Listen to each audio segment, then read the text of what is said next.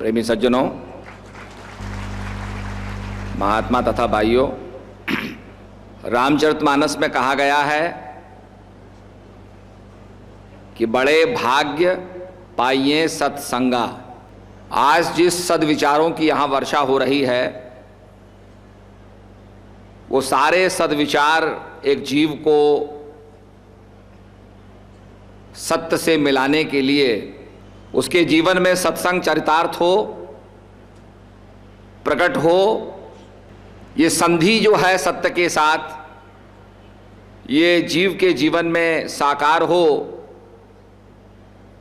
इसके लिए हम यहाँ पर आए हुए हैं।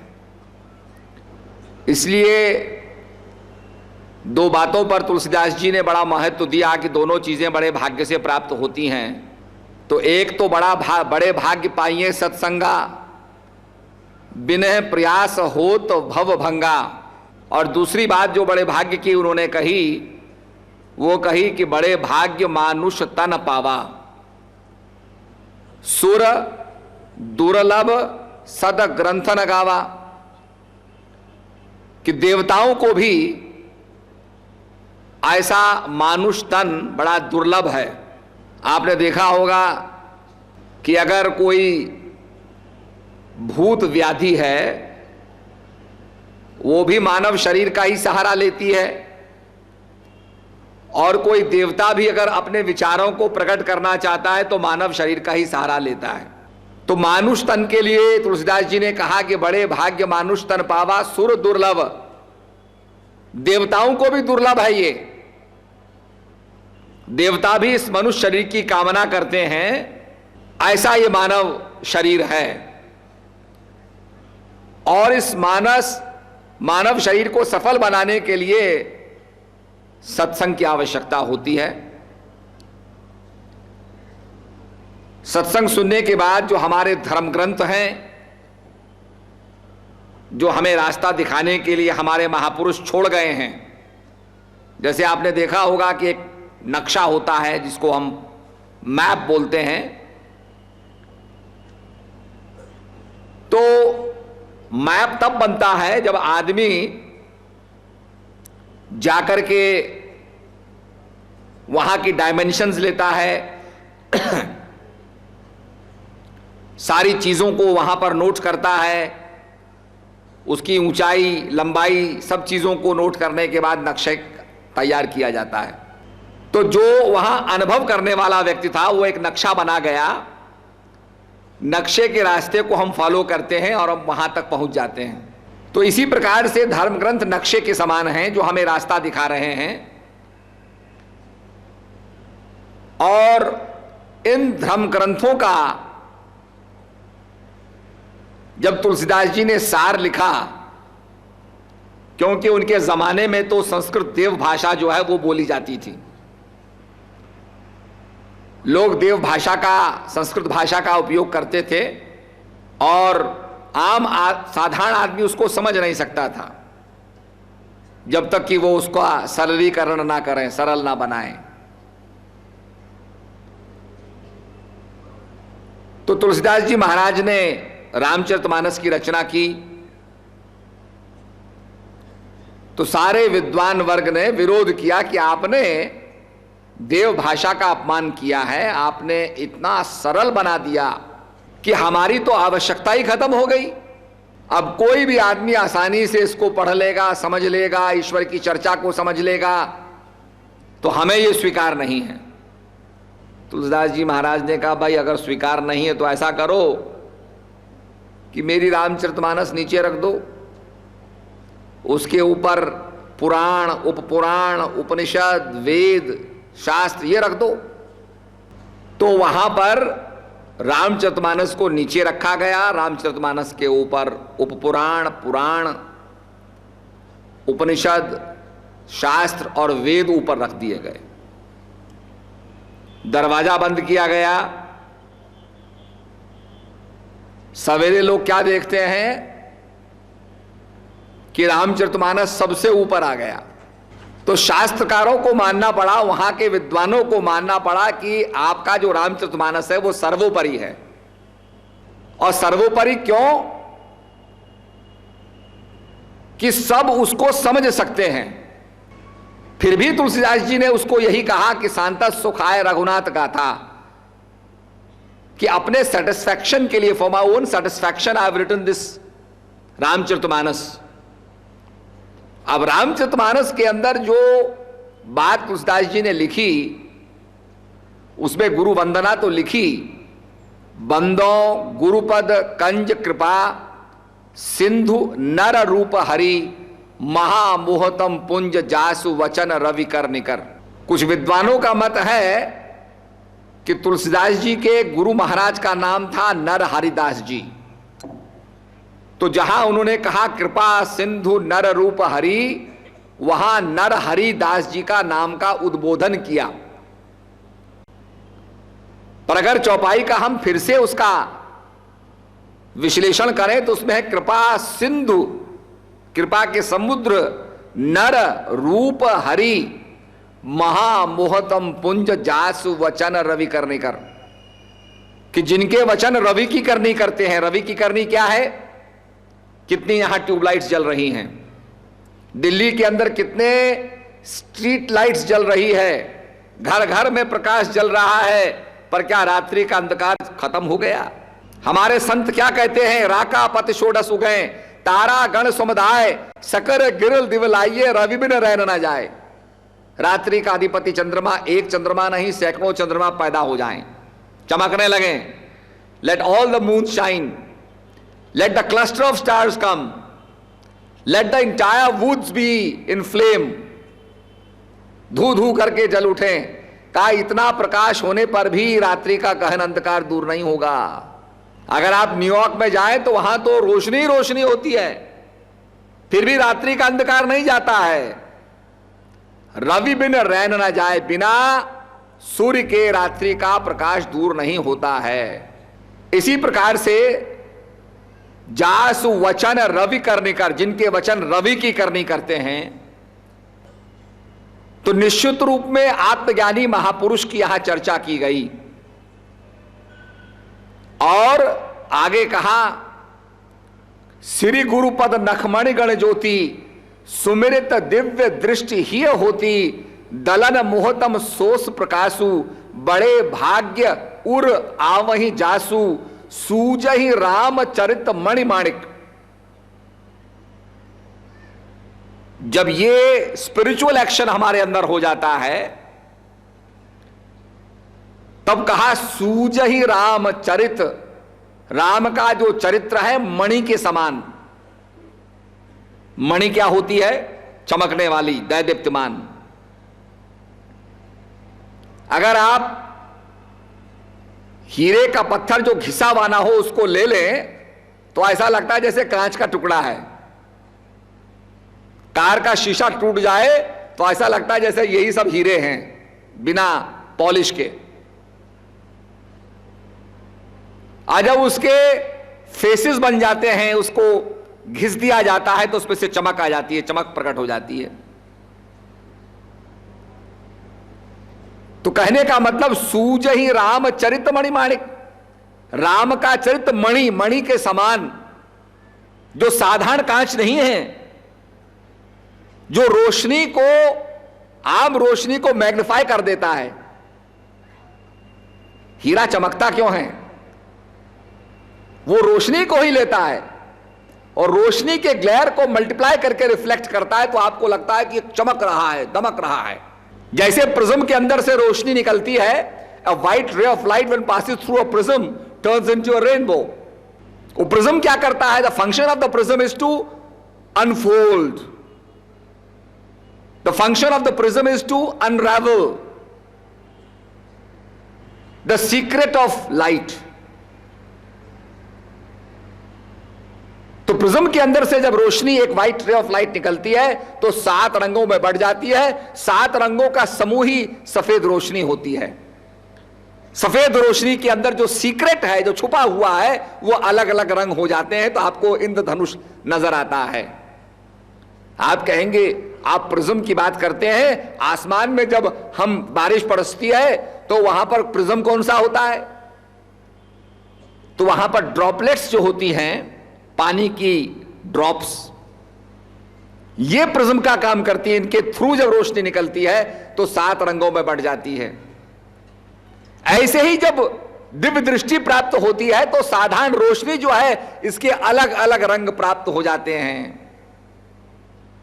जो इसका सीक्रेट है, जो गुप्त है भेद, वो प्रकट हो जाता है। सत्संग ऐसी चीज है कि सत्संग के अंदर एक ट्रिगरिंग प्रोसेस होता है। आपने देखा होगा कि पहले पुराने राज्यों के अंदर जब 12 बजते थे तो तोप दागी जाती थी। तो तोप के दागने का तरीका क्या था कि कैनन के अंदर बारूद भरते थे, उसके बाद उसमें गोला डाल दिया जाता था और उसके पीछे एक विक होता था, एक रस्सी लगाई जाती थी जिसपे बारूद लगा होता था। रस्सी पे आग लगाइए तो वो सारे बारूद को जला देगा। बारूद के जलाने से बारूद जब फटेगा तो गोले को बाहर फेंकेगा। अभी दिवाली आपने मनाई तो आपने देखा होगा पटाखे के साथ क्या लगा है, विक लगी है। विक को जलाएंगे और भाग जाएंगे तब जाके पटाखा शुरू होगा। तो विक जो है ट्रिगरिंग प्रोसेस है। सत्संग के अंदर क्या चीज है, ट्रिगरिंग प्रोसेस है। हमारे एक महात्मा जी हैं, रामचरितमानस उनको कंठस्थ है, कहीं से पूछ लो। पर जब सत्संग सुना रहे थे तो सत्संग के बाद एक प्रेमी ने कहा कि महात्मा, प्रेमी ने कहा कि जी मैं आपसे, जो आप कथावाचक हैं, मैं आपसे एक प्रश्न करना चाहता हूं। प्रश्न यह है कि भगवान जब लंका पर विजय प्राप्त करके, अधर्म पर विजय प्राप्त करके, क्योंकि हमारा तो यही उद्घोष है, धर्म की विजय हो, अधर्म का नाश हो, प्राणियों में सद्भावना हो, कि विश्व का कल्याण हो, सारे संसार का कल्याण हो। इराक में लड़ाई छिड़ेगी तो आपका तेल महंगा हो जाएगा, पेट्रोल महंगा हो जाएगा, और इराक में बम पड़ने हो जाएंगे तो सोना महंगा हो जाएगा। कहीं भी पॉलिटिकल अपहीवल होगा, दुनिया की इकोनॉमी कहीं ना कहीं प्रभावित हो जाती है। आपने देखा सार्स की बीमारी लग गई तो चीन में और सिंगापुर में लोगों ने जाना ही छोड़ दिया। टूरिज्म पे बड़ा प्रभाव पड़ा। तो ये जो दंगे फसाद होते हैं, इससे कोई आदमी फिर जाएगा थोड़ी, बीमारियां होंगी, इससे कोई जाएगा थोड़ी। इसीलिए हमारे ऋषियों ने कहा कि धर्म की जय हो, ग्लोरी टू राइचियसनेस, अधर्म का विनाश हो, प्राणियों में सद्भावना हो, विश्व का कल्याण हो। तो धर्म पर विजय प्राप्त करके भगवान अयोध्या लौटे, लोगों ने घी के चिराग जलाए, सारा अयोध्या प्रज्वलित हो गया, प्रकाशित हो गया। हर घर घर के अंदर दीपक, हर कोने कोने में दीपक जलाया गया। प्रसन्नता का जो है लोगों ने उसको जाहिर किया। लोग बड़े खुशी से कि हमारे राजा लौट करके आए हैं। दरबार लगा हुआ था, भगवान दरबार में बैठे थे, विराजमान थे। राजा विजय प्राप्त करके आए, बड़ी प्रसन्नता की बात थी। और ऐसे प्रसन्नता के अवसर पर कोई जो अनाउंसमेंट होता है वो बड़ा महत्वपूर्ण होता है। तो क्या महत्व की चीज कही, अब आप ध्यान देंगे। कुरुक्षेत्र में लड़ाई होने जा रही है, कौरव और पांडवों की सेना खड़ी है। अर्जुन भगवान से निवेदन करता है कि प्रभु दोनों सेनाओं के मध्य में मुझे कृपा करके ले जाइए, मैं देखना चाहता हूं, अवलोकन करना चाहता हूं कि यहां युद्ध की इच्छा लिए हुए कौन कौन यहां योद्धा, महायोद्धा और ये आए हुए हैं। और उस लड़ाई के बीच में, दोनों सेनाओं के बीच में कौन सा अस्त्र शस्त्र छोड़ा जाएगा इसकी चर्चा नहीं हो रही है। ब्रह्मास्त्र का उपयोग होगा या नहीं होगा, सबको समूल नष्ट कर दिया जाए या ना कर दिया, इसकी चर्चा नहीं थी। इंद्र की सिद्धि, पाशुपत अस्त्र छोड़ा जाए, कौन सा धनुष उपयोग किया जाए, इसकी चर्चा नहीं थी। कौन सा युद्ध के अंदर ऐसा उसको मूवमेंट कहते हैं, कौन सी ऐसी स्ट्रैटेजी बनाई जाए, इस पर चर्चा नहीं थी। चर्चा हो गई आत्मज्ञान पर, क्योंकि वो बड़ा महत्वपूर्ण था विषय। और यहां पर भी जब भगवान विजय प्राप्त करके आते हैं दशानन का वध करके आते हैं, रावण को मार करके आते हैं। सारी प्रजा दीपावली मना रही है, उसी पर्व को तब से मनाते हुए आ रहे हैं, उस खुशी के पर्व को कि ऐसा हुआ था, प्रभु लौट करके आए, धर्म की विजय हुई, अधर्म का नाश हुआ, सब में सद्भावना फैली। अब जहां विश्व का कल्याण है वो कैसे होगा? भगवान ने सद्भावना भी फैला दी, अब विश्व का कल्याण तो आत्मज्ञान से ही होगा। तो ऐसा इंपॉर्टेंट मैसेज जो था, भगवान हाथ जोड़ करके निवेदन करते हैं कि और हूं 100 गुप्त मत, सभी कहूं कर जोर, शंकर भजन बिनहि नर भक्ति न पामहि मोर। अब यह प्रश्न प्रेमी ने कथावाचक रामायणी जी से पूछ लिया। अब रामायणी जी तो सारी चौपाई तो जानते थे। जब पूछ लिया और हूं 100 गुप्त मत, अब गुप्त मत क्या है? अगर वो शंकर भजन है तो गुप्त कहां रहा? शंकर भजन कह दिया तो गुप्त कहां रहा? अगर गुप्त है तो सीक्रेट है, प्रकट तो नहीं है। तो रामायण जी अब क्या जवाब दे? वो क्या है, क्या पता? जैसे कक्षा के अंदर कबीरदास जी की चौपाई सबने पढ़ी होगी, साहित्य के अंदर पढ़ाया जाता है कि माला फेरत युग गया, पाया न मन का फेर, कर का मन का डार दे, मन का मन का फेर, सबने पढ़ा। और इसके नीचे लिखा जाता है कि इसका अर्थ लिखिए, माला फेरत युग गया, माला को फेरते फेरते युग युग बीत गए, समय बीत गया बहुत। पाया न मन का फेर, और मन का जो फेर तू नहीं पाया, मन की चंचलता को नहीं रोक पाया। कर माने हाथ, हाथ की माला को छोड़ दे और मन की माला को फेरो। मास्टर जी ने उसकी थोड़ी सी देखी होगी, राइटिंग देखी होगी, कैसा लिखा है, क्या लिखा है राइटिंग, तो 10 में से 10 दे दी, अच्छी राइटिंग है, ने 10 में से 9 दे दी। अब क्या है, यही तो है। पर वहां यह कोई नहीं पूछता कि वो मन की माला क्या है। कर माने हाथ, हाथ की माला को छोड़ दो, ये तो समझ में आ गया, दिखता भी है कि कौन सी माला के लिए कहा है।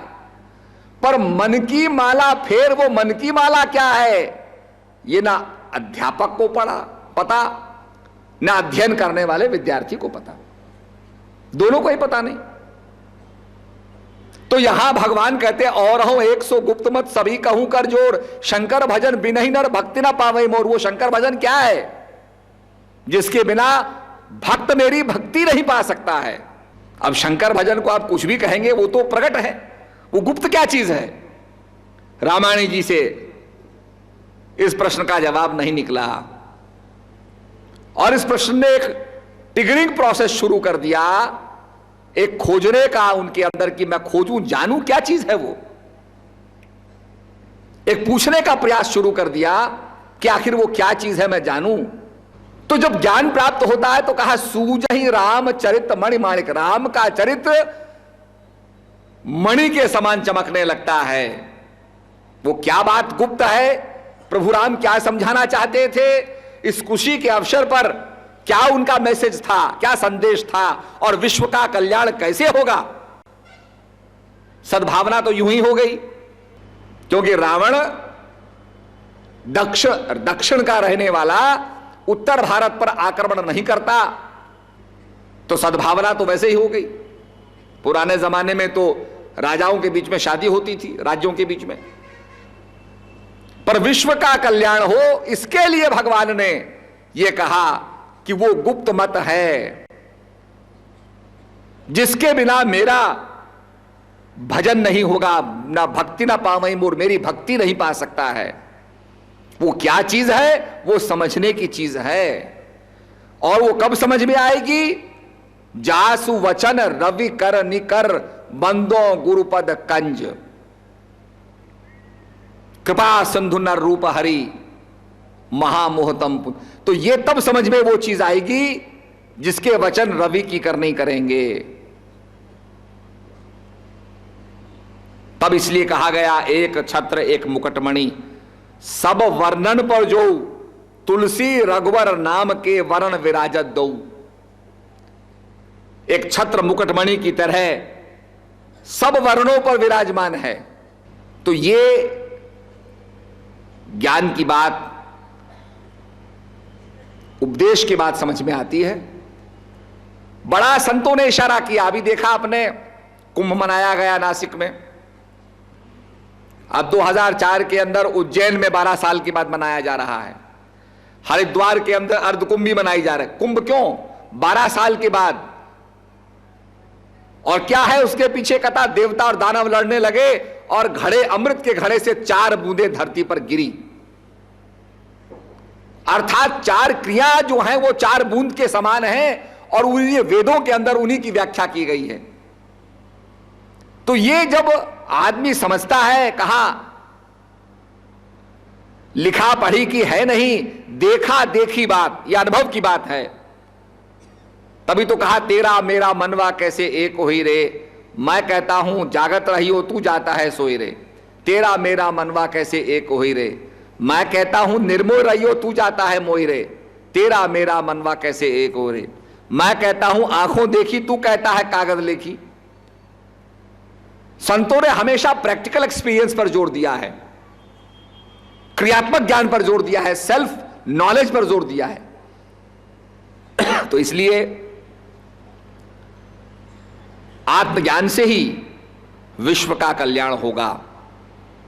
यही बात कुरुक्षेत्र के मैदान में भगवान कहते हैं कि अर्जुन, मैं तुझे राज विद्या, सब विद्याओं की जो राजा है उसका उपदेश कर रहा हूं, जो राज विद्या करने में अति सरल है। अब सरल कैसे है? आप सो जाते हैं, बहुत ज्यादा गाढ़ नींद, गहरी नींद आ जाती है और उस समय आदमी को उठाए तो उठने में बड़ा ताकत लगती है। हम तो मॉरिशस से आए तो अभी रात दिन हमारा वो उल्ट पुल्ट हो गया। तो सोते से उठने में भी आदमी को बहुत ताकत लगती है, तो सरल कैसे हो गया? सोते में भी वो श्वास ले रहा था, जागते भी श्वास ले रहा है, वो तो अति सरल है। पर सोने से उठने में भी ताकत लगेगी। तो ज्ञान क्या है? अति सरल है और अविनाशी है, उसका नाश नहीं होता। आप जाग गए तो सोने का नाश हो गया, सो गए तो जागने का नाश हो गया, पर वो अविनाशी है, वो हर अवस्था में रहेगा। तो ये बातें संत महापुरुषों के सानिध्य में प्राप्त होती हैं। इसीलिए हमारे महापुरुषों ने, युग पुरुषों ने ज्ञान के बारे में कहा और परमपिता परमात्मा ने, अल्लाह ताला ने हर कौम को पैगंबर दिए हैं, हर कौम के लिए महापुरुषों को भेजा है, रास्ता दिखाने वालों को भेजा है। तो इसलिए महाजनों ये न गता सपंथा, जिस रास्ते पर महाजन चलते हैं उस पर चल करके अपने जीवन का हम कल्याण करें, यही हमारा संदेश है। और यहां आना तभी हमारा सफल होगा जब हम सुन समझहि जन मुदित मन, सुने और समझे, सुन समझहि जन मुदित मन, मज्जहि अति अनुराग, लहें 4 फल अछत तनु। मरने के बाद की बात संतों ने नहीं कही, लहें 4 फल अछत तनु, इसी शरीर में 4 फल की प्राप्ति होगी। अब कुछ लोग अर्थ धर्म काम मोक्ष करें, कुछ लोग जो ज्ञान जानने वाले हैं वो 4 क्रियाओं की बात करें। तो लहें 4 फल अछत तनु, साधु समाज प्रयाग, ये जंगम तीर्थ है, जहां जहां साधु संत जाते हैं वो चलता फिरता प्रयागराज बन जाता है। जहां पर गंगा यमुना की दोनों धाराएं मिलती हैं, वहां पर सरस्वती कहां है? सरस्वती किले के नीचे से कहते निकल रही है, पर सरस्वती वहां पर है जहां पर साधु संत बैठ करके सत्संग कर रहे हैं, वो वास्तव में सरस्वती है। That is the river of knowledge. तो जहां ज्ञान की चर्चा हो रही है वो है सरस्वती। तो इसलिए उस सरस्वती को हृदय में धारण करें और मुदित मन से, प्रसन्न मन से उसको हृदय में धारण करके समझें। यही बात वेदव्यास ने, वेदव्यास जब महाभारत लिख रहे थे तो एक स्टेनोग्राफर की जरूरत थी। तो गणेश महाराज के पहुंचे कि महाराज आप ही लिखना शुरू कर दीजिए। गणेश महाराज ने कहा तुम बंद करोगे मैं दोबारा नहीं लिखूंगा, ऐसे तो तुम सालों लगा दोगे। तो कहा महाराज आप लिखना शुरू करें, पर बिना समझे कोई लिखेंगे नहीं, समझने की शर्त लगा दी। तभी तो कहा नाम प्रभाव जान गण राव, नाम के प्रभाव को जाना, और जानने से क्या हुआ? प्रथम पूजित नाम प्रभाव, पहली पूजा नाम के प्रभाव से हुई। तो वेदव्यास श्लोक रचते रचते जब श्लोक समाप्त हो गए तो ऐसे श्लोक की रचना की कि उसके 15 अर्थ कई अर्थ निकलते थे। कई अर्थ जब निकलते थे तो गणेश जी रुक गए सब अर्थ समझने के लिए, क्योंकि बिना समझे तो लिख ही नहीं सकते थे। इतनी देर में वेद व्यास ने और श्लोक बना दिए। तो आज ये नया जमाना, आधुनिक युग जिसे हम कह रहे हैं, जिसमें बहुत से लोगों ने प्रोफेसी की है कि दीवालें बोलेंगी, कयामत का समय बताया, कयामत का समय। वैसे है भी कयामत का समय, मरने मारने का सामान तो हमने तैयार कर ही रखा है।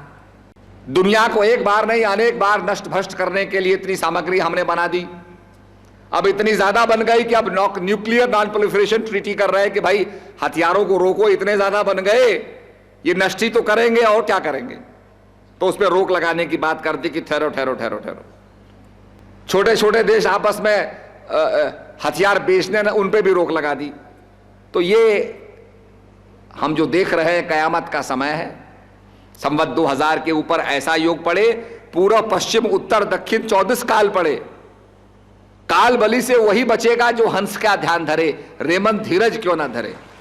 तो जो आत्मज्ञान का आश्रय लेगा वही बचेगा। आजकल मैंने देखा, पहले जमाने में तो लैंडलाइन के फोन्स होते थे, एक ही जगह फोन रखा है, तार लगा हुआ। अब तो मोबाइल फोन है,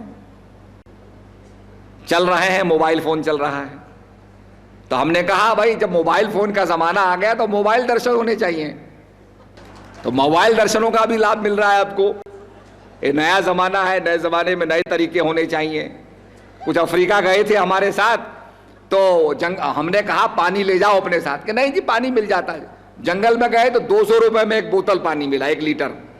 तो अपने यहाँ लाए कि साहब ये 200 रुपए में हमने 1 लीटर पानी खरीदा है, ये पेट्रोल से भी महंगा पानी है। अब जंगल में तो मिलेगा, जहां शेर भालू है वहां पानी तो 200 रुपए का मिलेगा ही। तो आजकल मोबाइल जमाना है तो मोबाइल दर्शन होने चाहिए। इसलिए रेमन धीरज क्यों ना धरे। आप लोगों को वैसे भी टेलीविजन पर दर्शन हो ही रहे थे, तो इसलिए मैं ये कहना चाहता हूं कि सभी लोग जाएं, ये संदेश, यहाँ के संदेश को लेकर के जाएं। 2 दिन का कार्यक्रम है और यहाँ पर सब इंतजाम आप लोगों के लिए किया गया है। तो उन इंतजामों का जो डिसिप्लिन है, अनुशासन से हम लोग चलें, क्योंकि हमारे दरबार में ये विशेषता है कि यहाँ पर अनुशासन है। अभी मुख्यमंत्री जी कह रही थी कि यहाँ पर कोई पुलिस नहीं है, सब शांति से बैठे हैं। मैंने कहा अगर ऐसे भारतवर्ष में हो जाए तो सब शांत हो जाएगा। तो इसी का विस्तार करना है ताकि सबकी कुटिया विभीषण की कुटिया बने और लंका का जलना बंद हो। ये संसार जल रहा है लंका की तरह। हनुमान जी ने जो जलाया ये जल रहा है। तो इसलिए इन शब्दों के साथ सबको मेरा दुआ आशीर्वाद। हरिओम दर्शन।